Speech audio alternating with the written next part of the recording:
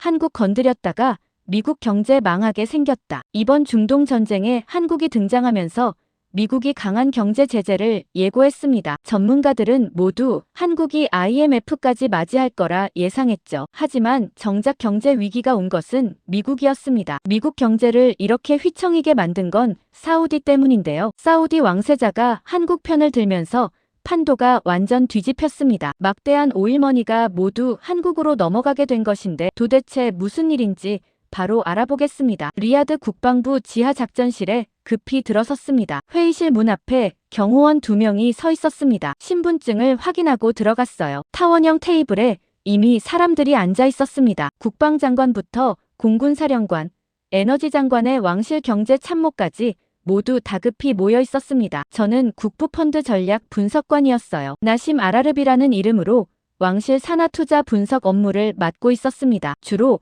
해외 투자 리스크를 평가하고 보고서를 쓰는 일이었어요. 오늘 회의 주제는 방공망이었어요. 중동 전쟁으로 인해 중동 전역에서 드론과 미사일 위협이 급증하고 있었거든요. 작년에는 아람코 시설이 공격당하기도 했고 정유시설 일부가 불탔어요. 국제 유가가 급등했었습니다. 그래서 사우디는 새로운 방공 시스템 구축을 검토하고 있었어요. 선택지는 2가지였습니다. 미국이 제안한 최신 전투기 패키지와 방공 시스템이 하나였어요. 패트리어트 업그레이드와 F-355 전투기가 포함된 패키지였습니다. 가격은 엄청났지만 성능은 검증됐다고 했어요. 다른 하나는 한국의 천궁 방공 시스템이었습니다. 가격이 훨씬 저렴했어요. 성능도 괜찮다는 평가였습니다. 하지만 실전 배치 사례가 많지 않았어요. 저는 솔직히 선택이 뻔하다고 생각했어요. 사우디와 미국 관계를 생각하면 당연히 미국 쪽을 선택할 거라고 봤거든요. 군사 동맹이 몇십 년이었고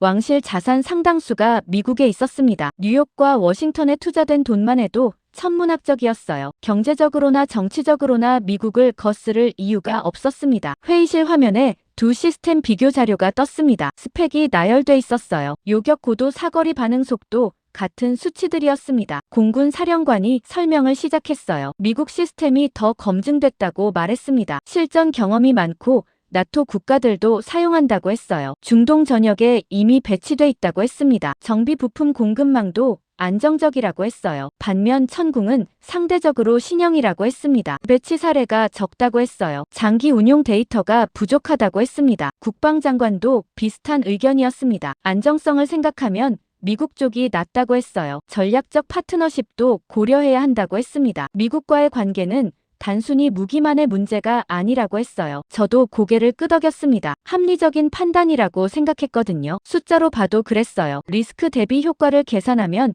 미국 시스템이 안전했습니다. 그런데 이상한 일이 벌어졌어요. 회의실 뒤쪽 문이 열렸습니다. 왕세자가 들어왔어요. 예정에 없던 참석이었습니다. 모두가 자리에서 일어났어요. 왕세자가 손짓으로 앉으라고 했습니다. 그리고 천천히 테이블 앞으로 걸어왔어요. 표정이 평온했습니다. 하지만 눈빛은 날카로웠어요. 뭔가 이미 결정을 내린 사람의 표정이었습니다. 화면을 잠시 쳐다봤습니다. 천궁과 패트리어트 비교 자료였어요. 숫자들을 훑어보는 것 같았습니다. 그리고 국방장관을 봤어요. 잠시 침묵이 흘렀습니다. 왕세자가 입을 열었습니다. 목소리가 조용했지만 또렷했어요. 우리는 천궁을 도입한다고 말했습니다. 회의실이 얼어붙었어요. 아무도 말하지 않았습니다. 저는 귀를 의심했어요. 방금 뭐라고 한 거죠? 천궁이라고요. 미국 시스템이 아니라요. 국방장관이 잠시 망설이더니 조심스럽게 물었어요. 미국과의 협의는 어떻게 하느냐고요. 사전에 통보라도 해야 하지 않겠느냐고 했습니다. 왕세자가 대답했습니다. 협의는 필요 없다고 했어요. 이건 사우디의 주권 문제라고 했습니다. 우리가 어떤 방공망을 선택하든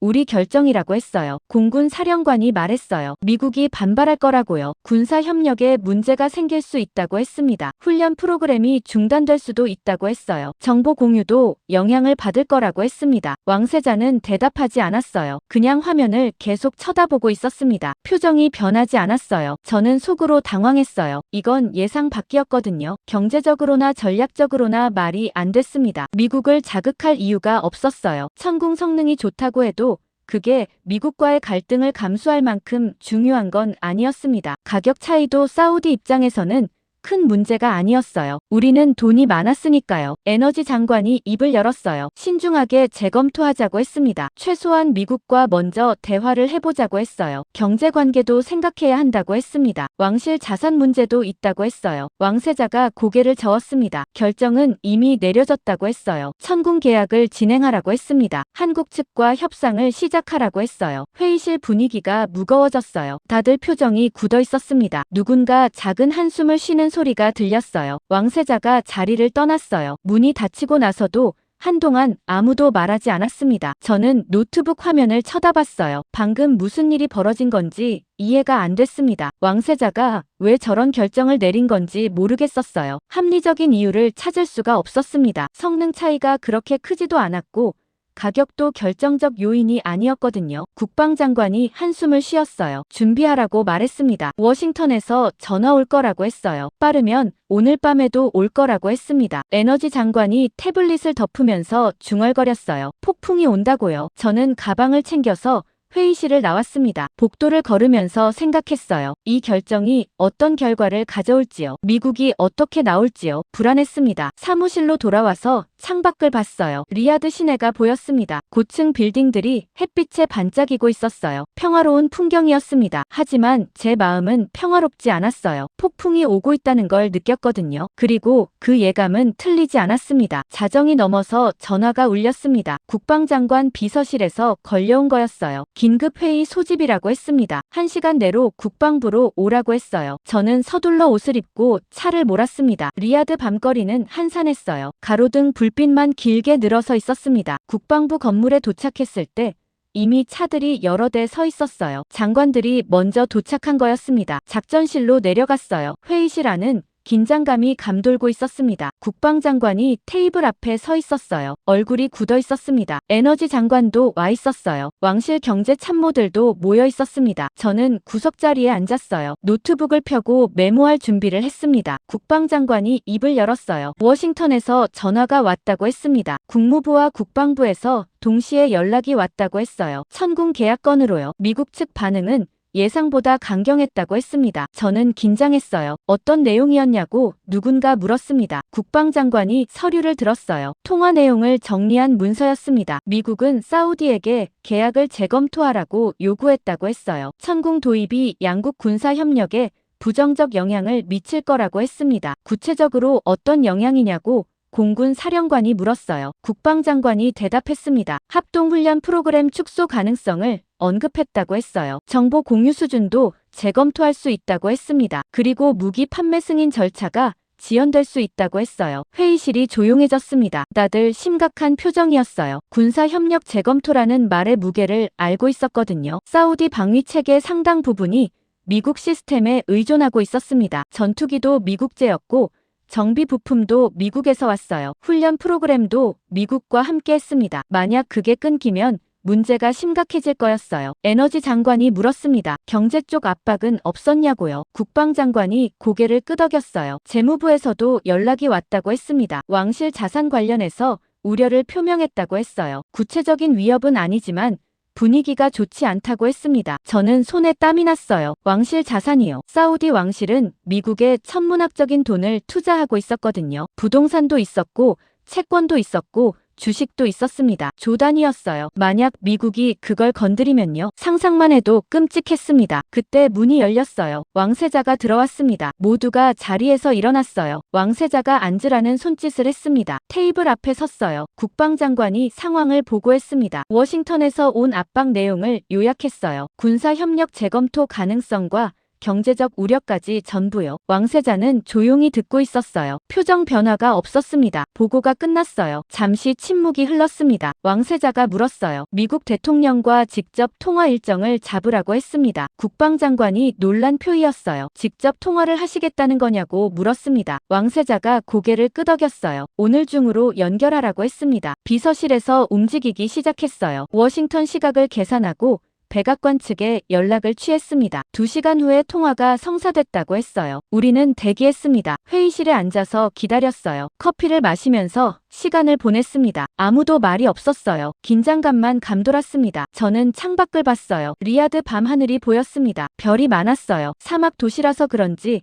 하늘이 맑았습니다. 하지만 평화롭지는 않았어요. 2시간이 지났습니다. 비서가 들어와서 통화 준비됐다고 알렸어요. 왕세자가 별실로 들어갔습니다. 문이 닫혔어요. 우리는 밖에서 기다렸습니다. 통화 내용은 들리지 않았어요. 하지만 분위기로 짐작할 수 있었습니다. 20분쯤 지났을 때 문이 열렸어요. 왕세자가 나왔습니다. 표정이 평온했어요. 회의실로 돌아왔습니다. 우리를 쳐다봤어요. 그리고 말했습니다. 미국 대통령에게 전했다고 했어요. 한국은 우리의 형제국이라고요. 회의실이 술렁였어요. 형제국이라고요. 그 단어가 귀에 걸렸습니다. 왕세자가 계속 말했어요. 그리고 미국에게 72시간을 줬다고 했습니다. 사우디의 군사 주권을 존중하지 않으면 에너지 정책을 재검토하겠다고 했어요. 저는 숨이 멎는 줄 알았습니다. 에너지 정책 재검토요. 그게 무슨 뜻인지 모를 사람이 없었어요. 원유 수출 조절을 의미하는 거였습니다. 미국행 원유 선적을 건드리겠다는 거였어요. 에너지 장관이 조심스럽게 물었습니다. 정말 그렇게 하실 생각이냐고요. 미국이 더 강하게 나올 수 있다고 했어요. 왕세자가 대답했어요. 우리도 카드가 있다고 했습니다. 미국만 압박할 수 있는 게 아니라고 했어요. 72시간 안에 답을 듣게 될 거라고 했습니다. 그리고 회의실을 나갔어요. 문이 닫혔습니다. 남은 사람들끼리 얼굴을 쳐다봤어요. 아무도 말하지 않았습니다. 뭐라고 해야 할지 몰랐거든요. 국방장관이 한숨을 쉬었어요. 준비하라고 말했습니다. 앞으로 72시간이 고비라고 했어요. 미국이 어떻게 나올지 지켜봐야 한다고 했습니다. 저는 사무실로 돌아왔어요. 책상에 앉아서 생각했습니다. 형제국이라는 단어가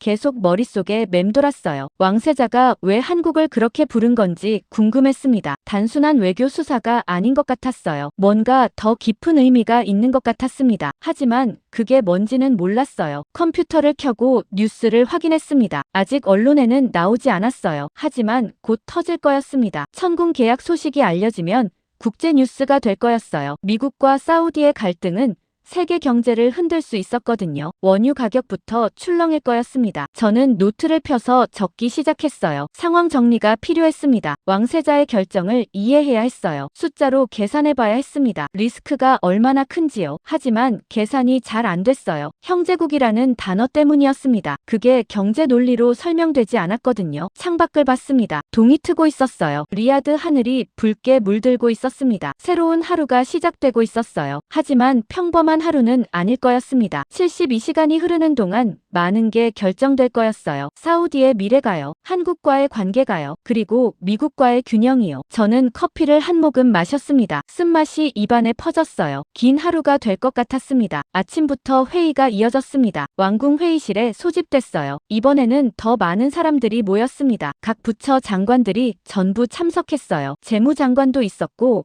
외교장관도 있었습니다. 왕실 경제참모진도 대거 참석했어요. 분위기가 무거웠습니다. 다들 표정이 어두웠어요. 천군 계약건이 예상보다 큰 파장을 일으키고 있었거든요. 회의가 시작됐어요. 에너지 장관이 먼저 발언했습니다. 목소리가 신중했어요. 미국과 충돌하는 것이 위험하다고 말했습니다. 지금 상황을 재고해야 한다고 했어요. 구체적으로 어떤 위험이냐고 누군가 물었습니다. 에너지 장관이 설명을 시작했어요. 미국이 금융 제재를 가할 가능성이 있다고 했습니다. 직접적인 제재는 아니더라도 간접 압박은 충분히 가능하다고 했어요. 달러 결제 시스템에서 지연이 생길 수 있다고 했습니다. 은행 간 거래가 복잡해질 수 있다고 했어요. 투자 유치에도 문제가 생길 거라고 했습니다. 재무장관이 거들었어요. 왕실 자산 문제도 심각하다고 했습니다. 미국에 투자된 자금이 동결될 가능성을 배제할 수 없다고 했어요. 법적으로는 어렵겠지만 행정적 지연은 얼마든지 가능하다고 했습니다. 자산 인출이 막히면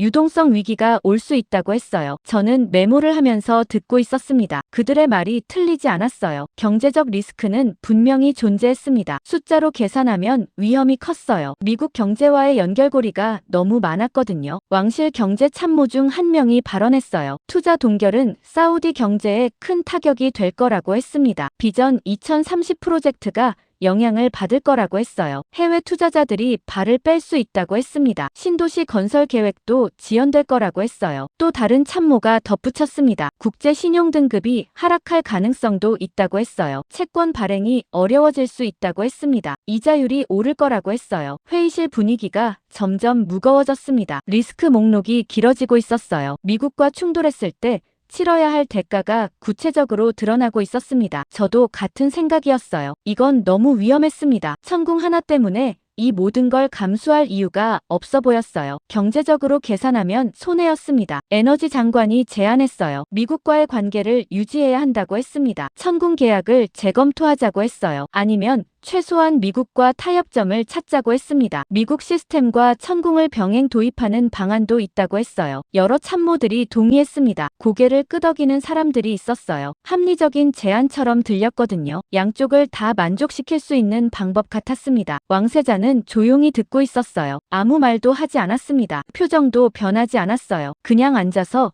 사람들의 발언을 듣고 있었습니다. 회의가 2시간째 이어졌어요. 논쟁이 계속됐습니다. 한쪽에서는 미국과의 관계가 우선이라고 했어요. 다른 쪽에서는 주권 문제라고 했습니다. 하지만 목소리는 전자 쪽이 더 컸어요. 경제 논리가 강했거든요. 저도 회의가 끝나고 보고서를 작성했습니다. 상황 분석 보고서였어요. 왕세자에게 제출할 문서였습니다. 키보드를 두드리면서 정리했어요. 미국과의 갈등이 초래할 경제적 손실을 계산했습니다. 금융 제재 가능성과 투자 동결 리스크를 나열했어요. 왕실 자산 문제도 언급했습니다. 결론 부분에 썼어요. 미국과의 관계를 유지해야 한다고요. 천궁 계약을 재검토하거나 최소한 협상 여지를 남겨두는 게 현명하다고 적었습니다. 경제적 안정이 최우선이라고 강조했어요. 보고서를 완성하고 제출했습니다. 왕세자 비서실로 보냈어요. 읽힐 거라고 생각했습니다. 다음 날 연락이 왔어요. 왕세자가 저를 부른다고 했습니다. 개인 면담이라고 했어요. 저는 긴장했습니다. 보고서 내용 때문인 것 같았어요. 혹시 문제가 됐나 싶었습니다. 왕궁으로 향했어요. 차를 타고 가면서 창밖을 봤습니다. 리야드 거리가 평화로워 보였어요. 사람들은 일상을 살고 있었습니다. 하지만 왕궁 안에서는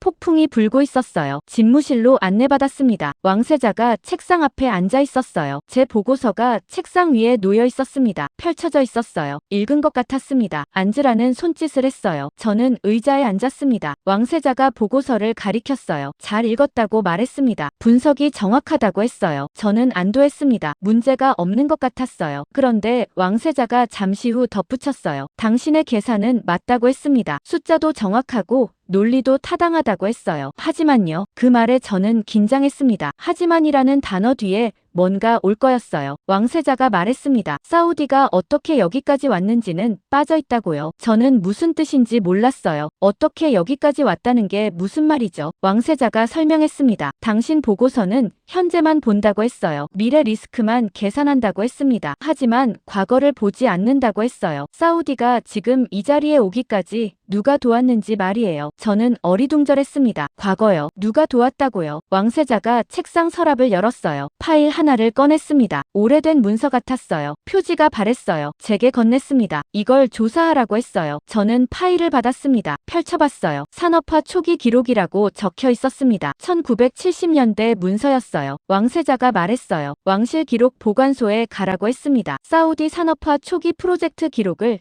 찾아보라고 했어요. 특히 항만 건설 관련 문서를 보라고 했습니다. 그러면 알게 될 거라고 했어요. 형제국이라는 말의 의미를요. 저는 고개를 끄덕였습니다. 알겠다고 대답했어요. 하지만 속으로는 여전히 의아했습니다. 항만 건설이요. 그게 지금 천궁 계약과 무슨 관계가 있다는 건지 모르겠었어요. 왕궁을 나왔습니다. 파일을 들고 차에 올랐어요. 기록 보관소로 향했습니다. 가면서 생각했어요. 왕세자가 왜 과거를 들춰보라고 한 건지요. 답이 거기 있다는 건지요. 저는 궁금했습니다. 그리고 불안했어요. 뭔가 제가 모르는 이야기가 있는 것 같았거든요. 사우디 역사 속에 숨겨진 무언가가요. 왕실 기록 보관소는 리야드 외곽에 있었어요. 새 건물이 아니었습니다. 오래된 석조 건물이었어요. 왕실 문서를 보관하는 곳이라서 경비가 삼엄했습니다. 입구에서 신분증을 확인받고 들어갔어요. 내부는 서늘했습니다. 에어컨이 강하게 돌아가고 있었어요. 문서 보존 때문인 것 같았습니다. 사서가 안내를 했어요. 나이든 남자였습니다. 안경을 쓰고 있었어요. 천천히 걸으면서 복도를 지나갔습니다. 벽에 액자들이 걸려 있었어요. 옛날 사진들이었습니다. 사우디 건국 초기 모습들이었어요. 사서가 물었습니다. 어떤 자료를 찾느냐고요. 저는 왕세자에게서 받은 파일을 보여줬습니다. 산업화 초기 기록이라고 했어요. 특히 항만 건설 관련 문서를 찾고 있다고 말했습니다. 사서가 고개를 끄덕였어요. 1970년대 자료실로 안내하겠다고 했습니다. 계단을 내려갔어요. 지하였습니다. 더 서늘해졌어요. 문을 열고 들어갔습니다. 넓은 공간이었어요. 선반이 빼곡하게 들어서 있었습니다. 파일 상자들이 가득했어요. 번호가 매겨져 있었습니다. 사서가 한쪽 구역으로 갔어요. 손가락으로 선반을 훑으면서 찾았습니다. 여기라고 말했어요. 1970년대 산업 프로젝트 기록이라고 했습니다. 상자를 몇 개 꺼내줬어요. 테이블에 놓았습니다. 필요하면 부르라고 하고 나갔어요. 저는 혼자 남았습니다. 상자를 열었어요. 먼지 냄새가 났습니다. 오래된 종이 냄새였어요. 파일들이 정리돼 있었습니다. 날짜별로 분류돼 있었어요. 하나씩 꺼내서 봤습니다. 석유시설 확장 계획서가 있었어요. 정유공장 건설 보고서도 있었습니다. 도로 건설 프로젝트 문서도 보였어요. 한참을 뒤지다가 찾았습니다. 항만 건설 프로젝트 파일이었어요. 표지에 붉은 도장이 찍혀 있었습니다. 최고 기밀이라고 적혀 있었어요. 지금은 기밀 해제된 것 같았습니다. 파일을 펼쳤어요. 첫 페이지에 프로젝트 개요가 적혀 있었습니다. 사우디 최초 대형 석유항만 건설 계획이라고 했어요. 위치는 동부 해안이었습니다. 페르시아만 쪽이었어요. 목적은 초대형 유조선 수용이라고 적혀 있었습니다. 당시 사우디는 석유 매장량이 어마어마했다고 했어요. 하지만 문제가 있었습니다. 초대형 유조선을 받을 항만이 부족했다고 해요. 기존 항만은 규모가 작았습니다. 대형 선박이 접안할 수 없었어요. 그래서 새로운 항만이 필요했던 거였습니다. 다음 페이지를 넘겼어요. 입찰 기록이 나왔습니다. 여러 기업이 참여했다고 적혀 있었어요. 미국 건설사가 있었습니다. 영국 기업도 있었어요. 프랑스 회사도 참여했다고 했습니다. 전부 유명한 회사들이었어요. 당시 중동 건설 시장을 장악하고 있던 기업들이었습니다. 계약이 체결됐다고 했어요. 미국 기업이 주 계약자로 선정됐습니다. 영국과 프랑스 기업은 하청으로 참여했어요. 공사가 시작됐다고 적혀 있었습니다. 1973년이었어요. 그런데 다음 문서를 보고 저는 멈췄습니다. 공사 중단 보고서였거든요. 날짜는 1974년이었습니다. 1년 만에 중단됐다는 거였어요. 이유를 읽어봤습니다. 해저 지반 문제라고 적혀 있었어요. 동부 해안해저 지형이 예상보다 불안정하다고 했습니다. 방파제 건설이 불가능하다고 했어요. 기초 구조물이 계속 붕괴된다고 적혀 있었습니다. 미국 기업이 철수했다고 했어요. 기술적으로 불가능하다는 판정이었습니다. 영국 기업도 뒤따라 철수했어요. 프랑스 회사도 마찬가지였습니다. 전문가들이 현장을 조사했다고 해요. 결론은 동일했습니다. 이 위치에서는 대형 항만 건설이 불가능하다는 거였어요. 지반이 너무 약하다고 했습니다. 저는 다음 페이지를 넘겼어요. 왕실 회의록이 나왔습니다. 당시 국왕이 긴급 회의를 소집했다고 적혀 있었어요. 항만 없이는 석유 수출이 제한된다는 내용이었습니다. 경제 성장이 막힐 거라고 했어요. 대안을 찾아야 한다고 했습니다. 여러 방안이 논의됐다고 해요. 다른 위치를 찾자는 의견도 있었습니다. 하지만 지리적으로 최적지는 그곳뿐이었어요. 다른 곳은 너무 멀거나 수심이 얕았습니다. 회의는 결론 없이 끝났다고 적혀 있었어요. 그런데 다음 문서에서 전환점이 나왔습니다. 새로운 제안서였어요. 한국 건설 기업에서 제출한 거였습니다. 회사 이름이 적혀 있었어요. 당시로서는 생소한 이름이었을 거예요. 제안 내용을 읽어봤습니다. 해저 지반 재조사를 하겠다고 했어요. 새로운 공법을 적용하겠다고 했습니다. 기존 방식과 다른 접근이라고 적혀 있었어요. 왕실은 반신반의했다고 해요. 미국과 영국과 프랑스 기업도 실패했는데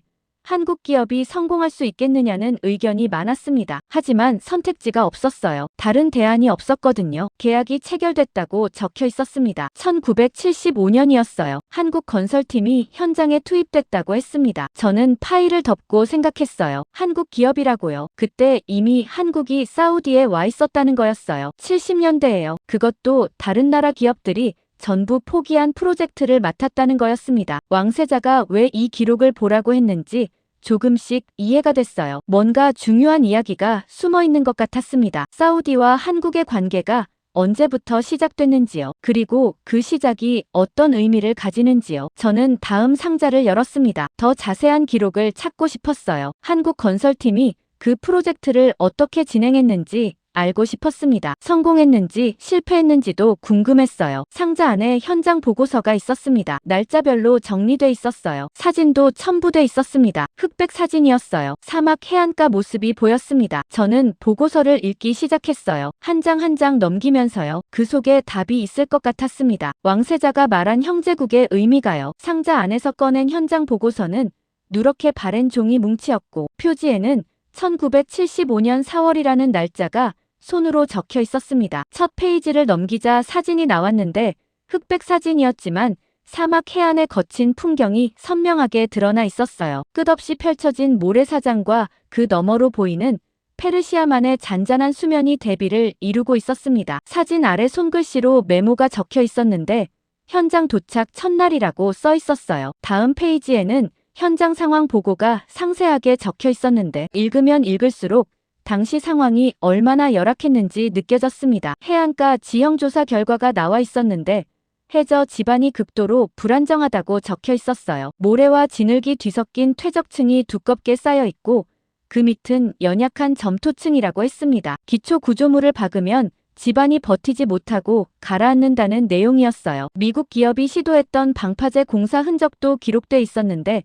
3개월 만에 구조물이 무너졌다고 적혀 있었습니다. 콘크리트 케이슨을 바다에 설치했는데 일주일도 안 돼서 기울기 시작했고 결국 바다 속으로 침하됐다고 했어요. 영국 기업도 다른 방식을 시도했다고 나와 있었는데 강철 파일을 박아서 기초를 만들려고 했지만 해저 지반이 워낙 약해서 파일이 제대로 고정되지 않았다고 합니다. 프랑스 회사는 부유식 구조물을 검토했다고 하는데 파도와 조류 때문에 안정성을 확보할 수 없다는 결론을 내렸다고 적혀 있었어요. 결국 세 나라 기업 모두 불가능하다는 판정을 내리고 철수했고 현장에는 실패한 구조물 잔해만 남아 있었다고 합니다. 보고서 중간에 전문가 의견서가 첨부돼 있었는데 네덜란드 해양공학 전문가가 작성한 거였어요. 그는 이 지역에서 대형 항만을 건설하는 것은 현재 기술로는 실현 불가능하다고 단언했습니다. 최소한 10년은 더 기술 발전을 기다려야 한다고 적혀 있었고 다른 위치를 물색하는 게 현실적이라고 조언했다고 해요. 하지만 그 의견서 옆에 붙은 메모가 눈에 들어왔는데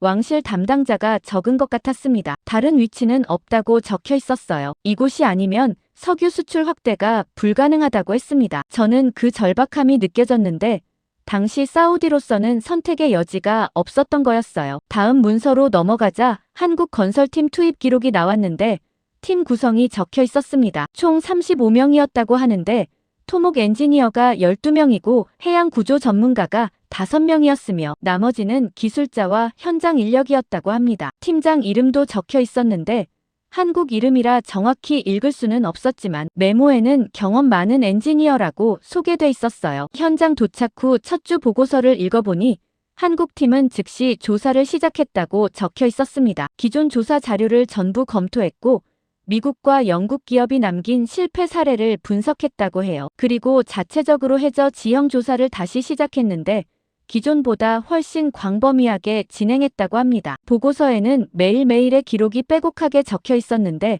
조사 범위가 점점 넓어지고 있었어요. 해안선을 따라 북쪽으로 10km 남쪽으로 15km까지 조사했다고 나와 있었습니다. 수심 측정도 했고 해저 토양 샘플도 채취했으며 조류와 파도 패턴도 관찰했다고 적혀 있었어요. 한 달째 보고서를 보니 여전히 조사 중이라고 나와 있었는데 사우디 측 담당자가 불안해하기 시작했다는 메모가 있었습니다. 언제까지 조사만 할 거냐는 질문을 했다고 하는데 한국팀은 정확한 데이터가 필요하다고 대답했다고 합니다. 2개월째 되던 달 보고서에서 변화가 보였는데 한국팀이 새로운 설계안을 제시했다고 적혀 있었어요. 기존 방식과 완전히 다른 접근이라고 했습니다. 세부 내용은 기술 용어가 많아서 정확히 이해하기 어려웠지만 핵심은 파악할 수 있었는데 지반을 강화하는 새로운 공법이었다고 합니다. 해저에 특수 말뚝을 박는 방식이 아니라 지반 자체를 개량하는 방법이라고 적혀 있었어요. 샌드 컴팩션 파일 공법이라는 기술 용어가 나왔는데 모래 기둥을 만들어서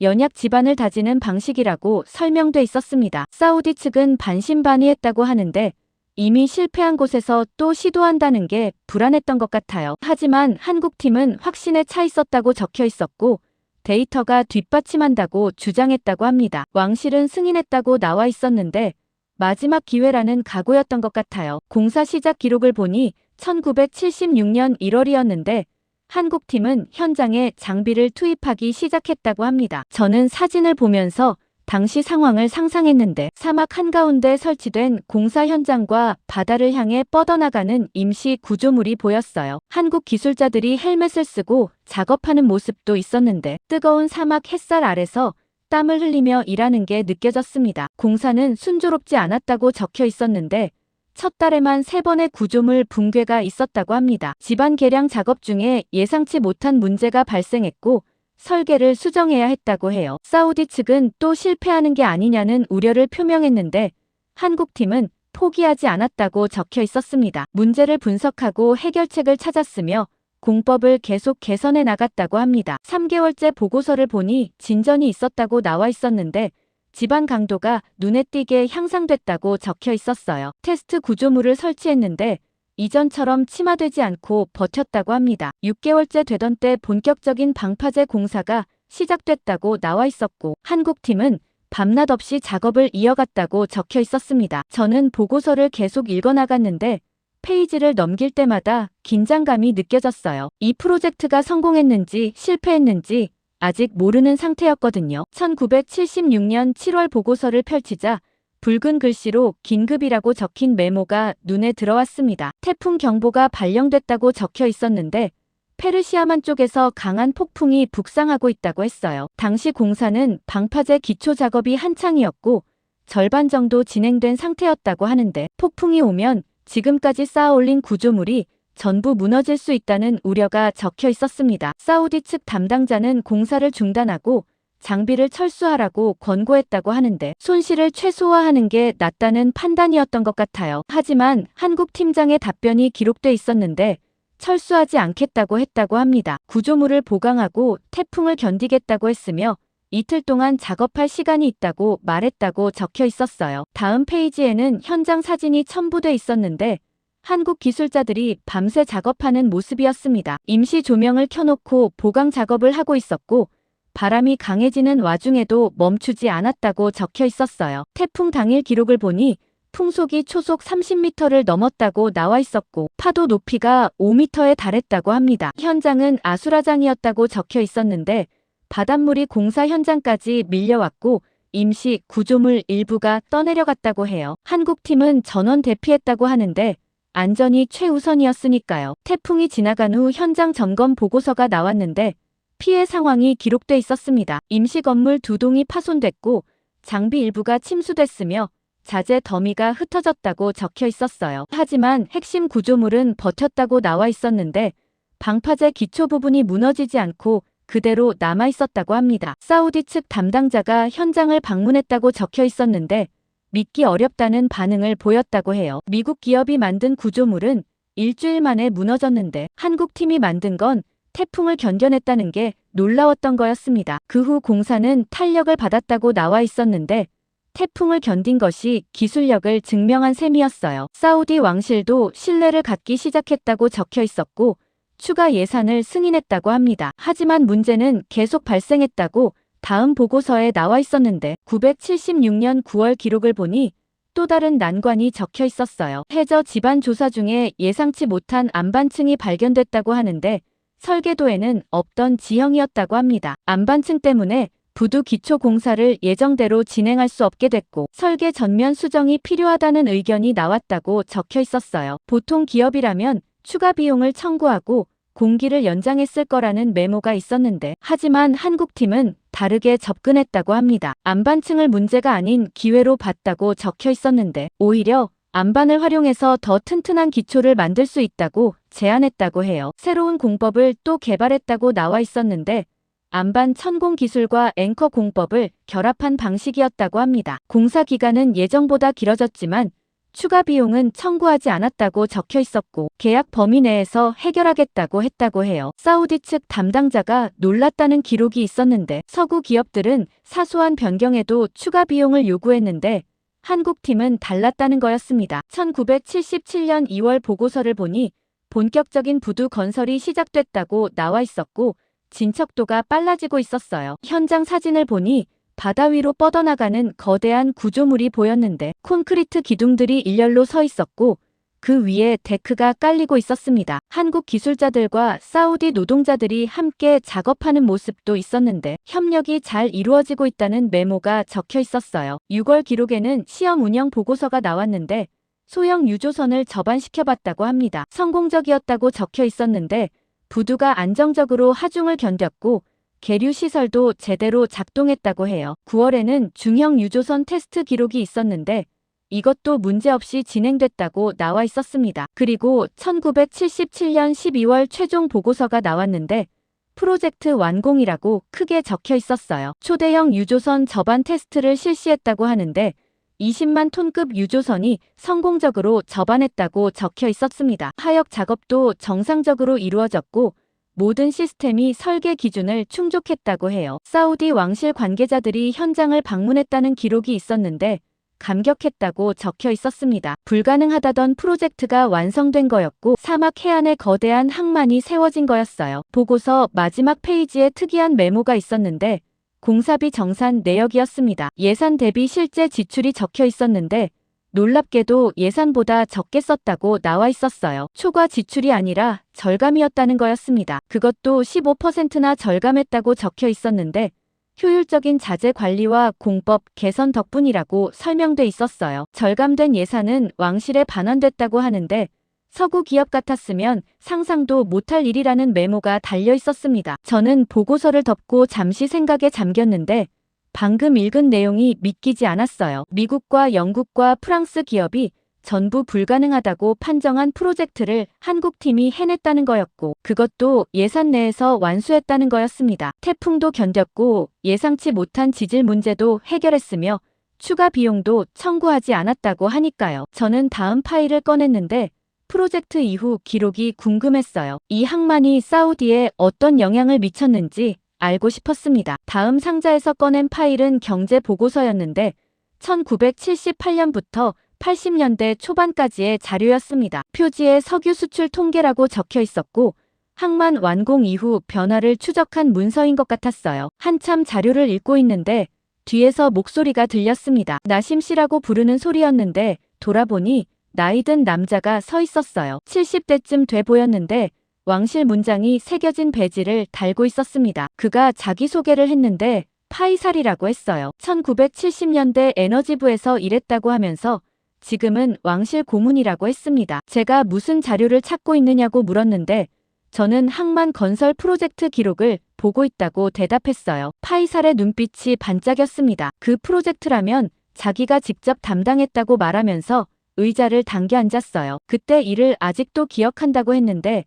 목소리에 감회가 묻어났습니다. 저는 기회라고 생각했는데 문서로는 알 수 없는 걸 물어볼 수 있을 것 같았거든요. 한국팀이 처음 왔을 때 어땠냐고 물었습니다. 파이살이 먼 곳을 바라보는 표정을 지으면서 말하기 시작했는데 솔직히 기대하지 않았다고 했어요. 미국과 영국 기업도 실패했는데 한국이 성공할 거라고 믿는 사람이 없었다고 합니다. 왕실 내부에서도 회의적이었다고 하면서 마지막 시도 정도로 생각했다고 했어요. 하지만 한국팀이 현장에 도착하고 나서 느낌이 달랐다고 말했습니다. 다른 팀들과 뭔가 달랐냐고 제가 물었는데 파이살이 고개를 끄덕였어요. 서구 기업들은 현장에 와서 일주일 정도 조사하고 불가능하다고 결론 내렸다고 하는데 한국팀은 달랐다고 합니다. 석 달 동안 조사만 했다고 하면서 매일 바다에 나가서 측정하고 기록했다고 해요. 사우디 측이 언제 공사를 시작하느냐고 재촉했는데 한국 팀장이 뭐라고 답했냐면 정확한 데이터 없이는 시작할 수 없다고 했다고 합니다. 파이살이 당시를 떠올리면서 말했는데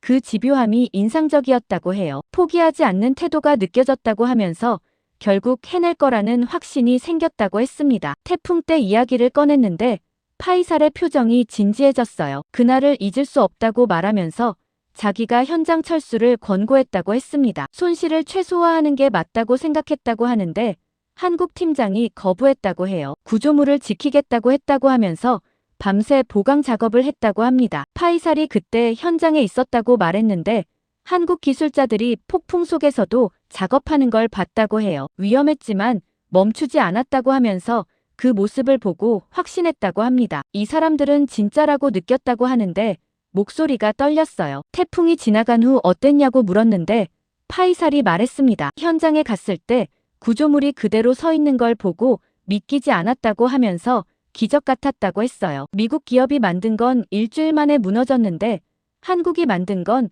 태풍을 견뎌냈다고 하니까요. 그날 왕실에 보고했다고 하는데 국왕께서 직접 현장을 방문하셨다고 합니다. 그리고 한국팀을 격려하셨다고 하면서 계속 지원하라고 지시하셨다고 해요. 프로젝트가 완공됐을 때는 어땠냐고 제가 물었는데 파이살이 잠시 말을 멈췄습니다. 눈가가 촉촉해 보였는데 감정이 북받친 것 같았어요. 개항식 날이 생생하다고 말하면서 국왕께서 연설하실 때 눈물이 날 뻔했다고 했습니다. 사막에서 우리의 바다를 연 것은 한국이다라고 말씀하셨는데 그 문장이 모든 걸 담고 있었다고 해요. 파이살이 설명했는데 사우디는 석유는 많았지만 세계로 나갈 문이 없었다고 합니다. 항만이 그 문이 됐다고 하면서 한국이 문을 열어준 거라고 했어요. 그 후 사우디 경제가 어떻게 변했냐고 물었는데 파이살이 대답했습니다. 완전히 달라졌다고 하면서 수출량이 폭발적으로 늘어났다고 해요. 1년 만에 40% 증가했고 2년 후에는 배 이상 늘었다고 하는데 그 돈으로 나라가 바뀌었다고 합니다. 도시가 세워졌고 병원과 학교가 지어졌으며 사우디가 현대 국가로 도약했다고 하면서 모든 게 그 항만에서 시작됐다고 했어요. 저는 조심스럽게 물었는데 그래서 한국을 형제국이라고 부르는 거냐고요. 파이살이 고개를 끄덕였습니다. 그때부터라고 하면서 왕실 내부에서 한국을 그렇게 부르기 시작했다고 해요. 공식 용어는 아니지만 다들 그렇게 생각했다고 하는데 한국은 사우디가 어려울 때 도와준 나라라고 했습니다. 다른 나라들이 불가능하다고 떠났을 때 남아서 해낸 나라라고 하면서 그런 나라를 어떻게 잊겠느냐고 말했어요. 파이살이 제 눈을 똑바로 쳐다보면서 말했는데 지금 천국 문제로 미국과 갈등이 있다는 걸 안다고 했습니다. 많은 사람들이 걱정한다는 것도 안다고 하면서 경제적으로 위험하다고 말한다는 것도 안다고 했어요. 하지만 왕세자의 결정이 옳다고 했는데 목소리가 단호했습니다. 사우디는 은혜를 잊지 않는 나라라고 하면서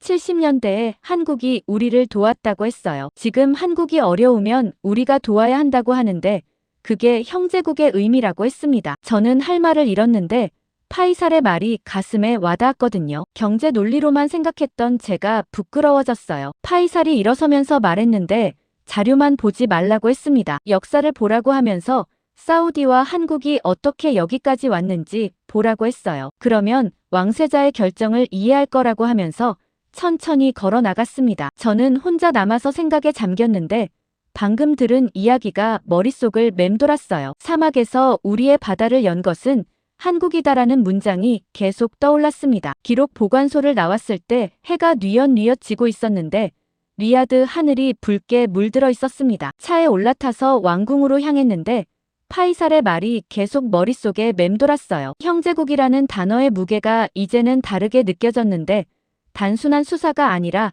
역사가 담긴 말이었던 거였습니다. 왕궁에 도착했을 때 비상회의가 소집됐다는 연락을 받았는데 급히 회의실로 향했어요. 문을 열고 들어가니 분위기가 심상치 않았습니다. 국방장관 얼굴이 굳어 있었고 에너지 장관은 서류를 넘기면서 뭔가 확인하고 있었어요. 재무장관도 와 있었는데 표정이 어두웠습니다. 제가 자리에 앉자마자 국방장관이 입을 열었는데 미국에서 또 연락이 왔다고 했습니다. 이번에는 더 구체적인 압박이라고 하면서 서류를 테이블 위에 펼쳤어요. 미국 국방부 공문이었는데 내용을 읽어보니 심각했습니다. 사우디와의 합동훈련 프로그램을 재검토한다고 적혀 있었고 정보 공유 수준도 조정할 예정이라고 나와 있었어요. 레드 플래그 훈련 참가도 보류된다고 했는데 이건 사실상 군사 협력 축소를 의미하는 거였습니다. 공군 사령관이 말했는데 이건 경고가 아니라 실행 단계라고 했어요. 이미 다음 달 예정된 훈련 일정이 취소됐다고 하면서 미국이 진심이라고 했습니다. 에너지 장관이 추가 보고를 했는데 경제 쪽 압박도 시작됐다고 합니다. 월스트리트에서 사우디 투자 리스크를 언급하기 시작했다고 하면서 신용평가사들이 검토에 들어갔다고 했어요. 직접적인 제재는 아니지만 시장 신호를 보내고 있다는 거였습니다. 재무장관이 덧붙였는데 왕실 자산 운용에 지연이 발생하고 있다고 했어요. 미국 은행들이 갑자기 서류 검토를 강화했다고 하면서 평소 하루 만에 처리되던 게 일주일째 보류 중이라고 합니다. 법적 문제는 없지만 행정적으로 막고 있다는 거였는데 이것도 압박의 일종이라고 했어요. 회의실이 무거운 침묵에 빠졌는데 위기가 본격화되고 있다는 게 느껴졌습니다. 미국이 말만 한 게 아니라 실제로 움직이고 있었고 압박 수위를 높이고 있었어요. 에너지 장관이 조심스럽게 말했는데 아직 협상 여지가 있다고 했습니다. 미국 측과 대화 채널을 열자고 하면서 타협점을 찾을 수 있을 거라고 했어요. 천궁 계약을 완전히 취소하지는 않더라도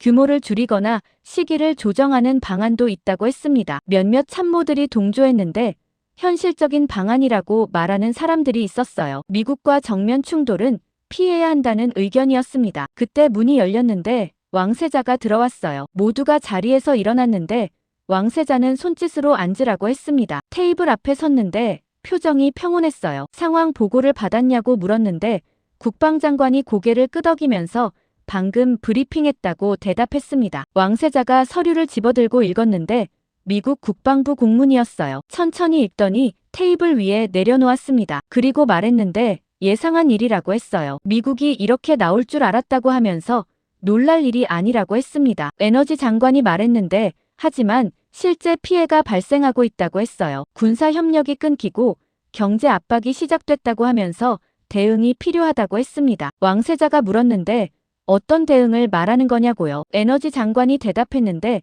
미국과 협상 테이블에 앉자고 했습니다. 우리 입장을 설명하고 그들의 우려를 듣자고 하면서 해결책을 찾을 수 있을 거라고 했어요. 왕세자가 고개를 저었는데 협상은 없다고 했습니다. 천궁 도입은 확정사항이라고 하면서 번복하지 않을 거라고 했어요. 재무장관이 조심스럽게 말했는데 경제적 손실을 고려해야 한다고 했습니다. 왕실 자산이 위험에 처할 수 있다고 하면서 신중해야 한다고 했어요. 왕세자가 그를 쳐다봤는데 자산보다 중요한 게 있다고 말했습니다. 신뢰라고 하면서 한국과의 약속을 지키는 게 더 중요하다고 했어요. 회의실에서 웅성거림이 일었는데 일부 참모들은 이해할 수 없다는 표정이었습니다. 왕세자가 말을 이었는데 70년대 한국이 우리를 도왔을 때를 기억하느냐고 물었어요. 항만 프로젝트를 말하는 거였는데 다른 나라들이 포기했을 때 한국이 남아서 완수했다고 했습니다. 그때 한국이 없었다면 지금 사우디도 없었을 거라고 하면서 그 은혜를 어떻게 잊을 수 있느냐고 말했어요. 국부펀드 참모 중 한 명이 반박했는데 하지만 그건 과거 일이라고 했습니다. 지금은 현실을 봐야 한다고 하면서 미국 압박에 어떻게 대응할 건지 명확한 계획이 필요하다고 했어요. 왕세자가 대답했는데 계획은 있다고 했습니다. 한국과 함께 버티는 거라고 하면서 미국이 물러설 때까지 버티겠다고 했어요. 그리고 한국에도 압박이 가고 있다는 걸 안다고 말했는데 미국이 한국 기업들을 압박하고 있다고 들었다고 합니다. 하지만 한국도 버티고 있다고 하면서 우리도 버텨야 한다고 했어요. 저는 그때 깨달았는데 이건 단순한 방공망 계약 문제가 아니었던 거예요. 미국이 노리는 건 한국과 중동의 연결고리를 끊는 거였고 그걸 왕세자가 간파하고 있었던 거였습니다. 회의가 끝나고 복도로 나왔는데 머릿속이 복잡했어요. 위기는 이미 시작됐고 미국 압박은 계속될 거였습니다. 사우디 내부 갈등도 더 심해질 거였는데 경제 논리와 역사적 신뢰가 충돌하고 있었거든요. 창밖을 보니 리야드 야경이 펼쳐져 있었는데 불빛들이 반짝이고 있었어요. 70년대 항만이 없었다면 이 도시도 없었을 거라는 생각이 들었습니다. 사우디의 바다를 연 나라가 한국이었고 지금 그 나라가 압박받고 있었어요. 다음 날 아침 왕세자 비서실에서 연락이 왔는데 저를 찾는다고 했습니다. 집무실로 오라고 해서 서둘러 준비하고 왕궁으로 향했어요. 엘리베이터를 타고 올라가면서 긴장했는데 무슨 일로 부르는 건지 짐작이 안 갔습니다. 집무실 문을 노크하고 들어가니 왕세자가 창가에 서 있었는데 리야드 시내를 내려다보고 있었어요. 제가 인사를 하자 돌아서면서 앉으라는 손짓을 했습니다. 책상 앞에 마주 앉았는데 왕세자가 서류 하나를 꺼내서 건넸어요. 새로운 임무라고 말했는데 목소리가 조용했지만 단호했습니다. 서류를 받아서 펼쳐보니 분석 의뢰서였는데 주제를 보고 놀랐어요. 미국이 한국 없이 버틸 수 있는지 분석하라고 적혀 있었거든요. 구체적으로는 글로벌 공급망에서 한국 기술의 위치를 파악하고 미국 산업이 한국에 얼마나 의존하고 있는지 조사하라는 내용이었습니다. 저는 왕세자를 쳐다봤는데 이게 무슨 의미인지 물어보고 싶었어요. 왕세자가 설명했는데 미국은 한국을 압박하고 있다고 했습니다. 방위비 문제로 경제 조치를 취하고 있다고 하면서 하지만 그게 실제로 가능한 일인지 확인하고 싶다고 했어요. 미국이 한국 없이 버틸 수 있는지 아니면 한국이 필수적인지 알아보라고 했습니다. 저는 고개를 끄덕였는데 이해했다고 대답했어요. 하지만 속으로는 의아했습니다. 왕세자가 왜 이런 분석을 원하는 건지 완전히 파악되지 않았거든요. 왕궁을 나와서 사무실로 돌아왔는데 즉시 팀을 소집했어요. 경제 분석관 3명과 데이터 전문가 2명을 불렀습니다. 회의실에 모여서 과제를 설명했는데 한국 기술이 글로벌 공급망에서 차지하는 위치를 파악하는 거라고 했어요. 특히 미국 산업과의 연결고리를 찾아야 한다고 했습니다. 팀원들이 자료 수집을 시작했는데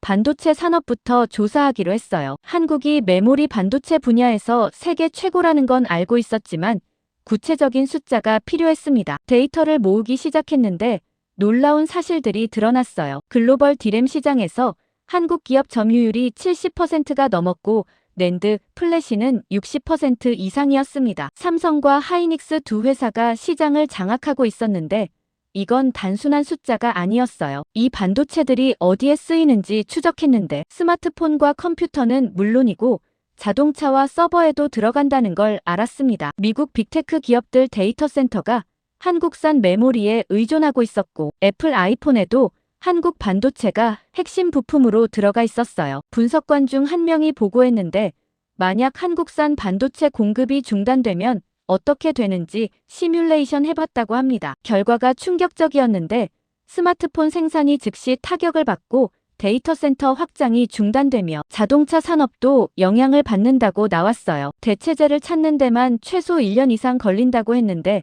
그나마도 같은 품질을 보장할 수 없다고 했습니다. 다음으로 배터리 산업을 조사했는데 여기서도 비슷한 패턴이 나왔어요. 전기차 배터리 시장에서 한국 기업들이 압도적이었고 LG와 삼성 SDI가 주요 플레이어였습니다. 미국 전기차 회사들이 한국 배터리에 의존하고 있었는데 테슬라 공장도 한국산 배터리를 쓰고 있었고 제너럴 모터스 전기차 라인도 마찬가지였어요. 데이터 전문가가 추가 분석을 했는데 디스플레이 패널 시장도 확인했다고 합니다. 고급 올레드 패널은 거의 한국이 독점하고 있었고 삼성 디스플레이와 LG 디스플레이가 시장을 양분하고 있었어요. 애플 아이폰 화면도 한국산이었고 고급 TV 패널도 대부분 한국에서 만들어진다고 나왔습니다. 일주일 동안 데이터를 수집하고 분석했는데 패턴이 명확해졌어요. 한국은 첨단 기술 공급망에서 핵심 위치를 차지하고 있었고 특히 미국 기술 기업들이 한국 부품에 크게 의존하고 있었습니다. 조선 산업도 조사했는데 LNG 운반선 시장에서 한국이 압도적이었어요. 전 세계 LNG 선박의 90% 이상을 한국 조선소가 만들고 있었고 미국이 천연가스를 수출하려면 한국산 운반선이 필요했습니다. 정유 설비 기술도 확인했는데 고도화 설비는 한국 기업들이 강점을 가지고 있었고 중동 정유 공장 상당수가 한국 기술로 지어졌다고 나왔어요. 2주 후 최종 보고서를 정리했는데 결론은 명확했습니다. 미국 산업 상당 부분이 한국 기술에 의존하고 있었고 단기간에 대체하기 어려운 구조였어요. 만약 한국이 공급을 조절하면 미국 산업계가 즉각 타격을 받을 거라는 분석이 나왔습니다. 보고서를 왕세자에게 제출했는데 다음 날 다시 호출을 받았어요. 집무실로 갔는데 왕세자가 보고서를 읽고 있었습니다. 제가 들어가자 고개를 들었는데 표정이 만족스러워 보였어요. 잘했다고 말하면서 예상대로라고 했습니다. 미국이 한국을 압박하지만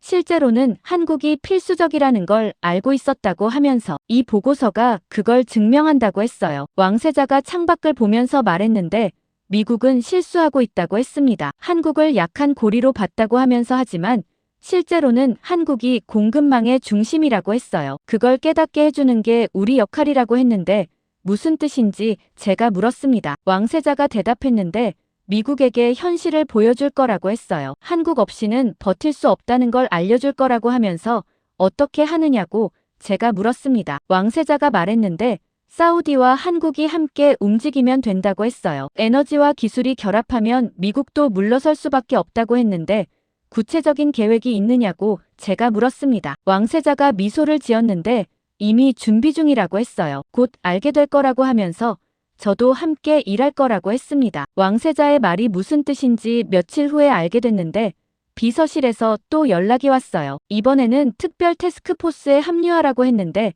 에너지부와 국방부 합동팀이라고 했습니다. 회의실에 가니 이미 사람들이 모여 있었는데 에너지 장관 측근들과 국방부 분석관들이 섞여 있었어요. 왕세자가 직접 주재하는 회의라고 했는데 곧 들어올 거라고 했습니다. 잠시 후 왕세자가 들어왔는데 뒤따라 한국 대사관 관계자 2명이 함께 왔어요. 예상 밖이었는데 한국 측과 직접 협의하는 자리였던 거였습니다. 왕세자가 회의를 시작했는데 오늘은 공동 전략을 논의한다고 했어요. 미국 압박에 대응하는 방안이라고 하면서 사우디와 한국이 함께 움직여야 한다고 했습니다. 한국 대사관 참사관이 발언했는데 한국도 압박을 받고 있다고 말했어요. 미국이 방위비 증액을 요구하면서 한국 기업들의 간접 압력을 넣고 있다고 했습니다. 특히 반도체와 배터리 기업들이 미국 내 투자를 늘리라는 요구를 받고 있다고 했는데 사실상 생산기지 이전 압박이라고 했어요. 왕세자가 고개를 끄덕였는데 예상한 일이라고 했습니다. 미국이 노리는 게 뭔지 안다고 하면서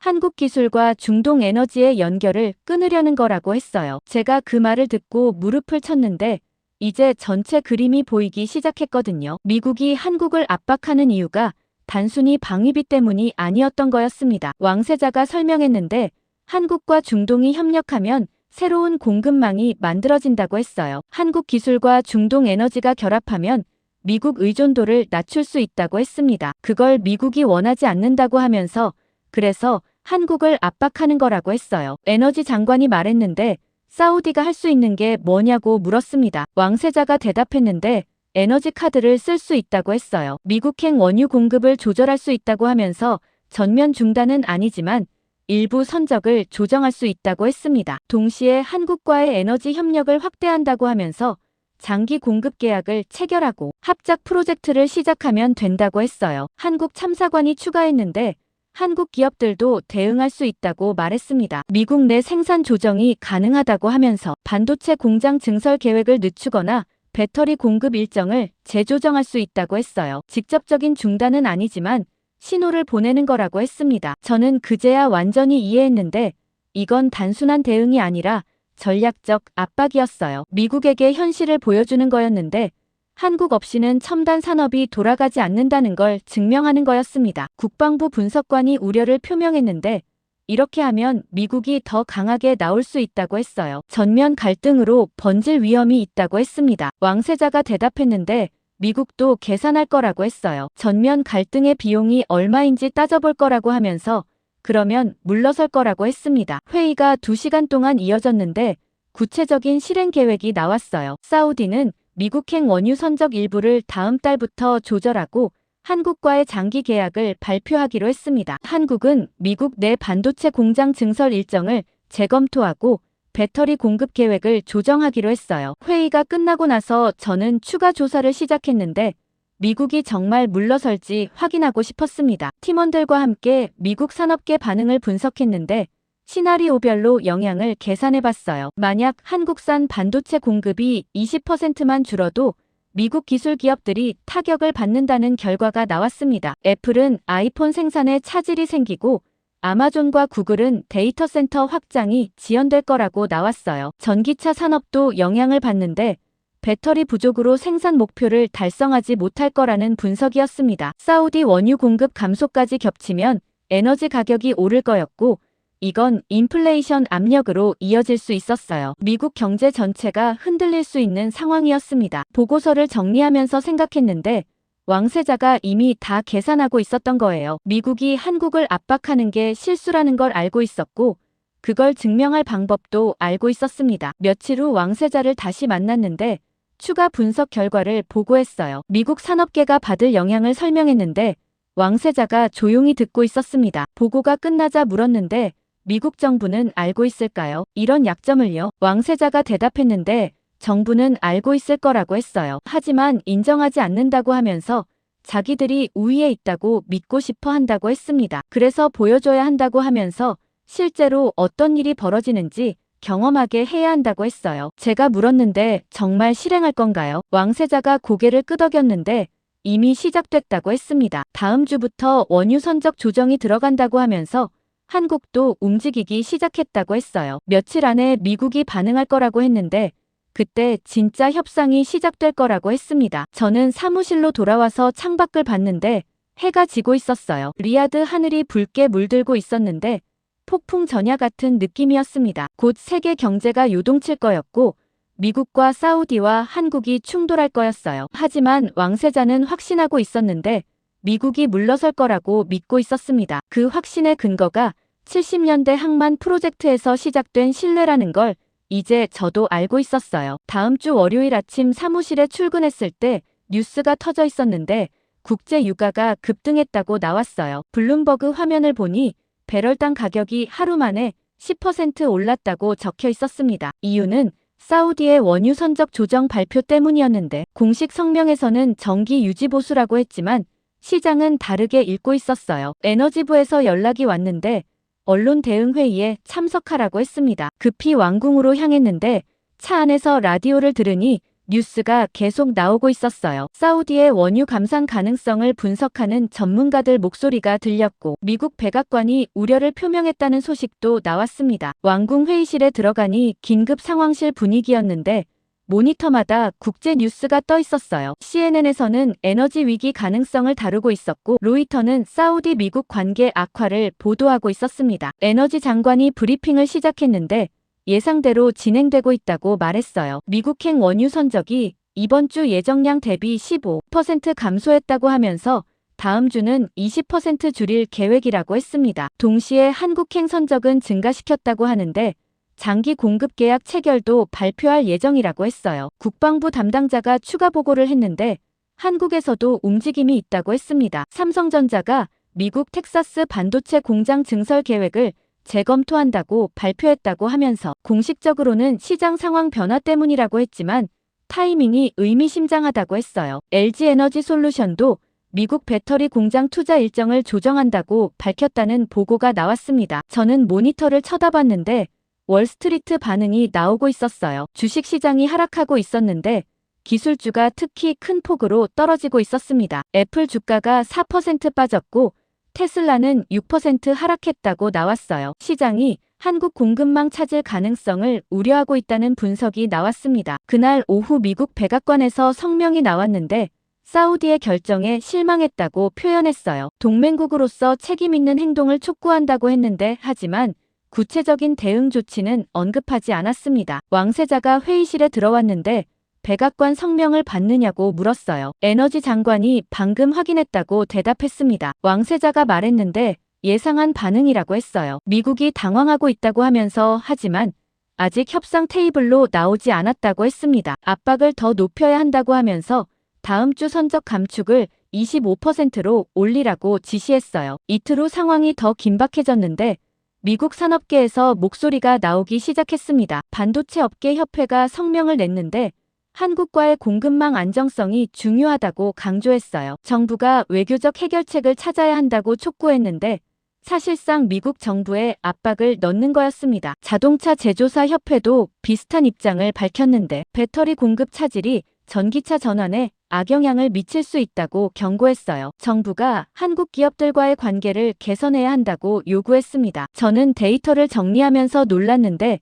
겨우 일주일 만에 미국 산업계가 흔들리고 있었어요. 실제 공급 중단이 일어난 것도 아니고 단지 계획 조정과 발표만으로도 시장이 반응하고 있었습니다. 그만큼 한국 공급망에 대한 의존도가 높다는 뜻이었고 왕세자의 판단이 정확했다는 증거였어요. 금융시장도 계속 요동쳤는데 국제 유가는 배럴당 $100를 돌파했습니다. 석 달 만에 최고치였는데 미국 휘발유 가격도 오르기 시작했어요. 인플레이션 우려가 커지면서 연방준비제도 정책에도 영향을 미칠 거라는 분석이 나왔습니다. 그 주 금요일 왕세자가 저를 불렀는데 집무실로 갔더니 모니터로 미국 뉴스를 보고 있었어요. CNBC에서 경제 전문가들이 토론하고 있었는데 사우디와 한국 문제를 다루고 있었습니다. 한 전문가가 말하고 있었는데 미국이 실수하고 있다고 했어요. 동맹국들을 압박하면서 오히려 그들의 중요성을 깨닫게 됐다고 하면서 지금 필요한 건 대화라고 말했습니다. 왕세자가 모니터를 끄고 저를 쳐다봤는데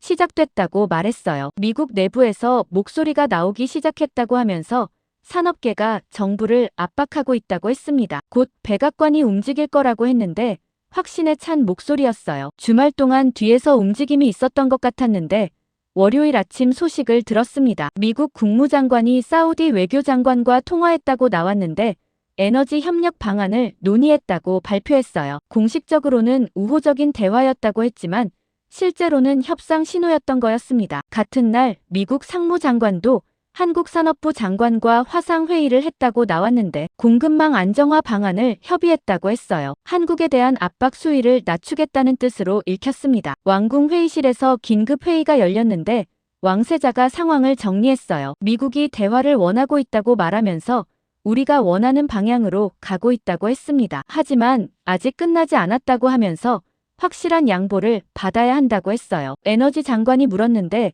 구체적으로 무엇을 요구할 건가요? 왕세자가 대답했는데 한국에 대한 경제조치 철회라고 했습니다. 방위비 압박 중단과 기업 투자 강요 철회라고 하면서 그리고 사우디 군사 주권 존중이라고 했어요. 천궁 도입에 간섭하지 않겠다는 약속을 받아내야 한다고 했습니다. 저는 그 순간 깨달았는데 이 모든 게 처음부터 계획된 거였어요. 왕세자는 미국이 어떻게 반응할지 예측하고 있었고 어떻게 압박해야 양보를 받을 수 있는지 알고 있었습니다. 70년대 항만 프로젝트에서 시작된 신뢰가 지금 전략으로 실현되고 있었던 거였습니다. 72시간 시한이 다가오고 있었는데 정확히는 수요일 자정까지였어요. 왕세자가 미국 대통령에게 준 시간이었는데 그때까지 답을 듣지 못하면 추가 조치를 취하겠다고 했었습니다. 화요일 저녁 왕궁은 긴장감으로 가득했는데 복도를 오가는 사람들 표정이 굳어 있었어요. 회의실에는 주요 장관들이 대기하고 있었는데 모두 침묵 속에서 기다리고 있었습니다. 저도 그 자리에 있었는데 노트북을 펴놓고 실시간 뉴스를 확인하고 있었어요. 미국 언론들은 계속해서 사우디 한국 이슈를 다루고 있었는데 월스트리트 저널은 백악관이 타협안을 검토 중이라는 보도를 냈습니다. 하지만 공식 확인은 없었고 시간만 흘러가고 있었어요. 밤 9시쯤 됐을 때 외교장관이 급히 들어왔는데 워싱턴에서 연락이 왔다고 말했습니다. 미국 대통령이 왕세자와 직접 통화를 요청했다고 하면서 30분 후 연결된다고 했어요. 왕세자가 별실로 들어갔는데 우리는 밖에서 기다렸습니다. 회의실 시계 초침 소리가 유난히 크게 들렸는데 모두가 숨죽이고 있었어요. 40분쯤 지났을 때 별실 문이 열렸는데 왕세자가 나왔습니다. 표정이 평온했는데 우리를 쳐다보면서 천천히 걸어왔어요. 회의실 테이블 앞에 섰는데 잠시 침묵이 흘렀습니다. 그리고 말했는데 미국 대통령이 한국에 대한 경제 조치를 철회하기로 했다고 했어요. 회의실에서 안도의 한숨이 나왔는데 에너지 장관이 물었습니다. 공식 발표는 언제 나오냐고요. 왕세자가 대답했는데 내일 아침 워싱턴 시간으로 발표된다고 했어요. 한국 기업들에 대한 투자 압박도 중단하고 방위비 협상도 재개한다고 했습니다. 그리고 사우디 군사 주권을 존중한다고 했는데 천궁 도입에 더 이상 간섭하지 않겠다고 약속했다고 해요. 국방장관이 놀란 표정으로 물었는데 미국이 전부 다 양보한 겁니까? 왕세자가 고개를 끄덕였는데 선택의 여지가 없었다고 말했습니다. 산업계 압박이 너무 컸다고 하면서 대통령도 현실을 인정할 수밖에 없었다고 했어요. 저는 믿기지 않았는데 정말 미국이 물러선 거였어요. 세계 최강 대국이 사우디와 한국의 연합 앞에서 양보한 거였습니다. 다음날 아침 뉴스가 터졌는데 백악관 공식 성명이 나왔어요. 미국은 동맹국들과의 협력을 중시한다고 하면서 한국과의 경제 현안을 대화로 풀어가겠다고 발표했습니다. 사우디와도 에너지 협력을 지속하며 상호 주권을 존중한다고 명시했는데 사실상 항복 선언이었어요. 시장은 즉각 반응했는데 국제 유가가 안정을 찾기 시작했고 기술주들도 반등했습니다. 한국 기업 주가도 올랐는데 공급망 불확실성이 해소됐다는 평가였어요. 저녁에 왕궁에서 작은 모임이 있었는데 왕세자가 주요 참모들을 불렀습니다. 공식 축하 행사는 아니었고 조용한 저녁 식사 자리였어요. 옥상 테라스에서 열렸는데 리야드 야경이 내려다 보였습니다. 불빛들이 반짝이고 있었는데 70년대 사막 도시였던 곳이 이렇게 변했다는 게 실감났어요. 식사가 끝나고 사람들이 하나둘 자리를 떠났는데 저는 난간에 기대서 야경을 보고 있었습니다. 왕세자가 다가왔는데 옆에 섰어요. 함께 도시를 내려다보면서 아무 말 없이 서 있었는데 잠시 후 왕세자가 입을 열었습니다. 이번 일로 뭘 배웠느냐고 물었는데 저는 생각하다가 대답했어요. 경제 논리만으로는 부족하다는 걸 배웠다고 했습니다. 신뢰와 역사가 더 중요할 수 있다고 말했어요. 왕세자가 고개를 끄덕였는데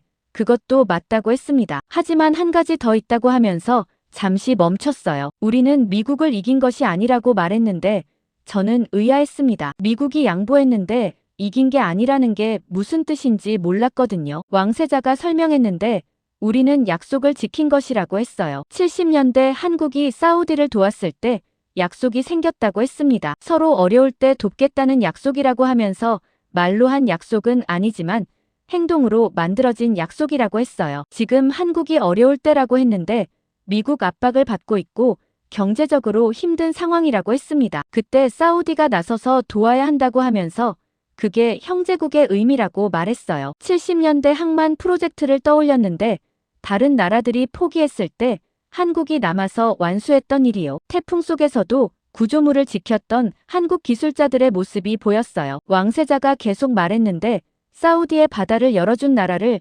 우리가 잊지 않았다고 했습니다. 그 항만이 없었다면 지금 사우디도 없었을 거라고 하면서 그 은혜를 어떻게 잊을 수 있겠느냐고 말했어요. 저는 그 말의 무게를 느꼈는데 이번 일이 단순한 외교 전략이 아니었던 거예요. 50년 전 약속을 지키는 일이었고 형제국으로서 당연히 해야 할 일이었습니다. 왕세자가 리야드 야경을 가리키면서 말했는데 저 불빛 하나하나가 한국 덕분이라고 했어요. 항만이 만들어지고 석유 수출이 늘어나면서 이 도시가 성장했다고 하면서 한국이 문을 열어줬다고 했습니다. 그래서 이번에 우리도 한국을 위해 문을 연 거라고 했는데 미국 압박에서 벗어날 수 있는 문을요. 저는 고개를 끄덕였는데 이제 완전히 이해했어요. 왕세자의 결정이 처음부터 옳았던 거였고 경제 논리로만 볼 수 없는 일이었습니다. 약속과 신뢰로 쌓아온 관계는 숫자로 계산할 수 없었고 그게 결국 가장 강한 힘이었어요. 며칠 후 한국 대사가 왕궁을 방문했는데 왕세자와 면담을 했습니다. 저도 배석했는데 한국 대사가 깊이 감사를 표했어요. 이번 일로 한국이 큰 도움을 받았다고 하면서 사우디의 우정을 잊지 않겠다고 말했습니다. 왕세자가 대답했는데 우정이 아니라 의무라고 했어요. 형제국으로서 당연한 일이라고 하면서 70년대 사우디가 어려울 때 한국이 도와줬다고 했습니다. 지금은 우리가 도울 차례라고 말했는데 목소리가 단호했어요. 한국 대사가 말했는데 그때 항만 프로젝트 이야기를 들었다고 했습니다. 한국에서도 그 프로젝트를 기억하는 사람들이 있다고 하면서 참전 용사들처럼 자랑스러워한다고 했어요. 왕세자가 미소를 지었는데 당연하다고 말했습니다. 그들이 사우디의 미래를 열어줬다고 하면서 우리는 절대 잊지 않을 거라고 했어요. 저는 그 대화를 들으면서 뭉클했는데 50년을 넘어 이어지는 약속이 지켜지는 순간이었어요. 사무실로 돌아와서 마지막 보고서를 작성했는데 이번 사태의 전말을 정리하는 문서였습니다. 숫자와 데이터를 정리하면서도 가장 중요한 건 숫자가 아니라는 걸 알았어요. 형제국이라는 말이 단순한 수사가 아니라 역사 속에서 만들어진 약속이라는 것을요. 창밖을 보니 리야드 하늘이 맑았는데 사막 도시 특유의 푸른 하늘이 펼쳐져 있었습니다. 70년대 한국 기술자들도 이 하늘을 봤을 거라는 생각이 들었는데 그들이 만든 항만이 지금 사우디를 만들었고 그 약속이 지금까지 이어지고 있었어요. 저는 보고서 마지막에 한 문장을 적었는데 사우디가 세계 최대 석유 수출국이 된 이유는 석유 때문이 아니라고 썼습니다. 사막에서 바다를 열어준 나라와의 약속 때문이라고 적었어요. 그리고 그 약속은 계속될 거라고 마무리했습니다.